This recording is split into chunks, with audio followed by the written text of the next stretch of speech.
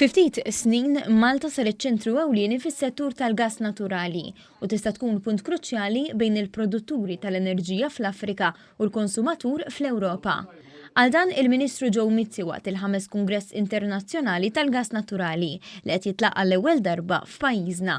Dan fl-isfond tal-bżonn ta' qalba l-sorsi iżjed notfa tal-enerġija, kif kwarta l-emissjonijiet madwar id-dinja huma kkawżati miż-żejt. Il-Ministru Mizzi fakkar kif l-2017 pajjiżna għamel pass kbir f'dan ir-rigward meta qaleb li ġenerar tal-elettriku miż-żejt għal gass il wasal għal tnaqqis fl-emissjonijiet, arja aktar nadifa u tariffi orħos għal konsumatur.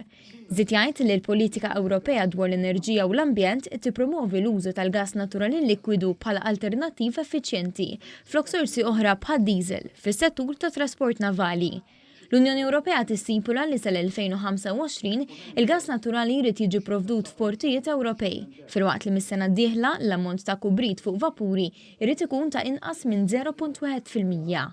Fl-istess waqt qal li Malta għandha suq kompetittiv għal ħażna tal-fuel u għalhekk huwa naturali li pajjiżna jaħdem biex iżomm u jkabbar il-persentaġġ ta' dan is-suq fil-futur. Dan kif pajjiżna jinsab f'qagħda strateġika f'nofs il-Mediterran b'uħud mill-aktar rotot marittimi kruċjali f'dan il-qasam. Għal dan il-għan, il-Gvern qed jaħdem biex jiġi żgurat li l-qafas regolatorju Ewropew u l-qalba lejn fuels iżjed notfa ikollhom direzzjoni politika ċara biex Malta issaħħaħ il-qagħda strateġika tagħha fil-futur.